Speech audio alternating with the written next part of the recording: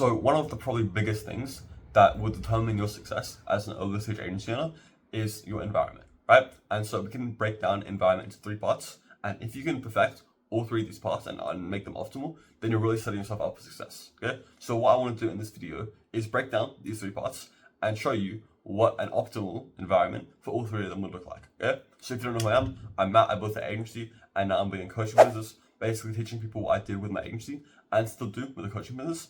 And really what we do is we help early stage agency owners hit 10K per month, okay?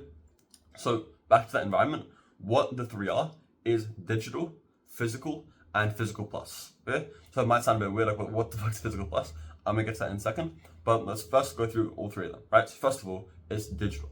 So digital means the environment that's on your phone, that's on your PC, that's on your laptop, that's on like whatever screens that you have, right? And so this is really something that's overlooked, but it's something that's extremely important, right? So if I'm on like a coaching call with somebody and they share their screen and I can see that they have 30 tabs open and they've got Spotify open and playing a song on low volume while they're on the call and they're just sporadic everywhere, how is that conducive to work in any way, shape or form, right? If you have a terrible environment digitally on your laptop, on your PC, on your whatever, then it's just really going to be hard for you to do anything, right? So that's the first part. But also the second part is clean storage, right? So it's something that not a lot of people I'm sure do, but it's something that really helps me. It's having like Google Drive set up like perfectly, so where everything's like neatly stored, having like the storage on your PC set up perfectly, right? So for every YouTube video that I do, I have it stored on my Drive properly. I have like because I'm uploading 2 videos a week, right? So in Drive, I have 2024, then I have all the months, then I have like week 1, I have 1.1, 1.2, so it's like video 1, week 1, video 2, week 1, 1.1, 1.2, 2.1, 2.2, and then inside those I have like the raw videos and the edited videos. Like I'm pretty like autistic with the way that I track things, especially with my storage, right? So that's how I would do the storage. But then also the digital environment, you should do one thing at a time, right? So if you're watching this video, you should only be watching this video, right? If you're texting somebody, you should only be texting somebody. And when you're not, you shouldn't have any distractions, right? So it doesn't make sense to have any notifications on at whatever time, right? Because it's all it's going to do is distract you from the work. Let's say you have let's say you're doing 50 DMs right now, right? So you have maybe your minimum standard daily is your 50 DMs. When you're doing 50 DMs, you should just be solely focused on doing that and actually getting it done, right? Because it's the needle moving thing.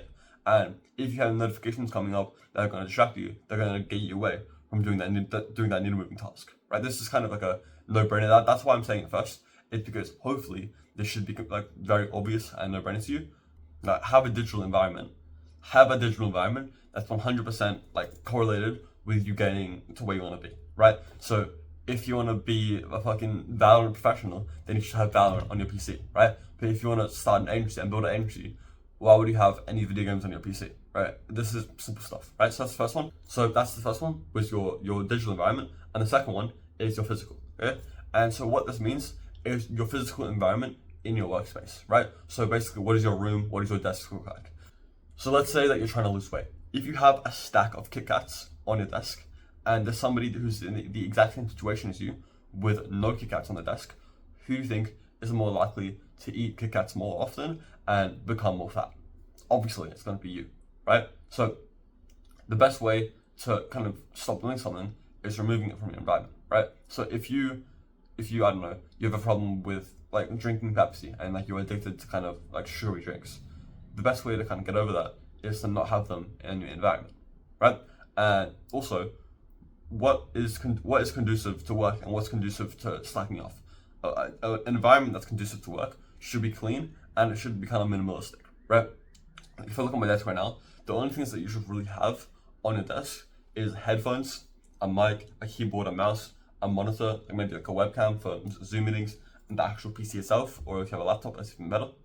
But there's really not much else that's needed, right? It really comes down to minimalism. You don't want to have anything that isn't conducive to you doing the work and you being successful, right? Minimalism is probably the best core principle that you can have for this. Because if you have clutter on your desk and you have to move 10 things to even be able to access your keyboard, it's really going to be conducive to you not getting any work done, right? But if you have a minimalist desk with nothing on it and everything's within easy access, both digitally and physically, then you're really good to go and you're set up for work, right? So environment helps you kind of get to that point where you can work, but realistically, at the end of the day, it does come down to you, right? So a 10 out of 10 optimized, let's say like a Sam Ovens could do amazing work, 10 times better than your work in a shit environment, right? And if you're doom scrolling and you have like a really bad attention span and you're not good at doing the work, you could have a 10 out of 10 perfect environment, but get nothing done compared to Sam Ovens in a shit environment, right?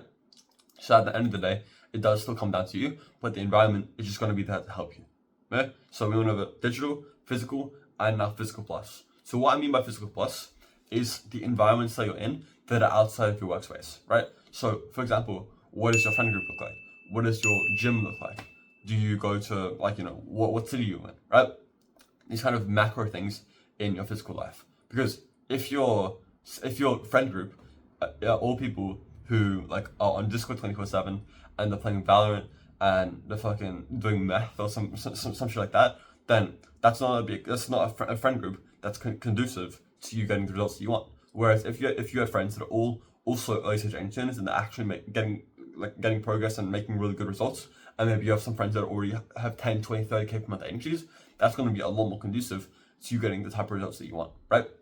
So specifically with friends, if you still have old friends from old friend groups that you think might be dragging you down, what I would recommend you do is a really good video. Look up Them Not Your Friends. It's on Hamza Ahmed's second channel. It's like an 11-minute video.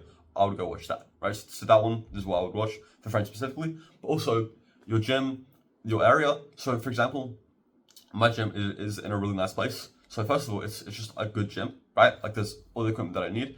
Number two, it's near good shops.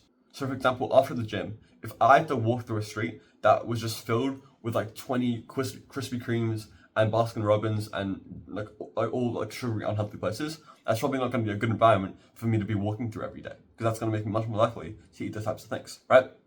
But luckily enough, my gym is a very quick walk from this other pretty healthy place called Guzman Gomez, right? So whenever I go to the gym, after I go to Guzman and I get food, right? So having that kind of environment that's conducive, once again, conducive to success is going to help you, right? So this has really been the key with this whole video, right? For digital, physical, and physical plus. So digital on your PC, physical, your work environment, and physical plus, your macro kind of environment in all aspects of your life.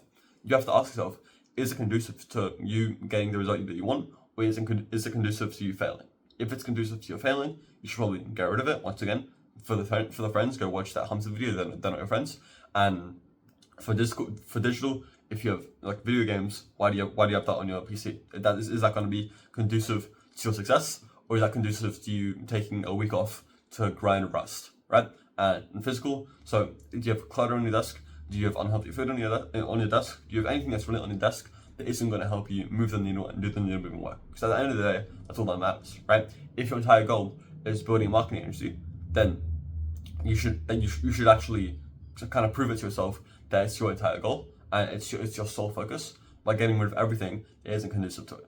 Okay, so I hope this has helped you. If it has, obviously please do all these free stuff, like, comment, subscribe, because obviously when you do that, it'll help me, but it'll also make sure that you get more viewers like this in your recommended. And if you are an early stage agency owner, meaning you're making between 0 and 5k per month with a marketing agency, the first link in the description, that's for you. If you're not, then obviously don't worry about it. But if you are, first link's there for you.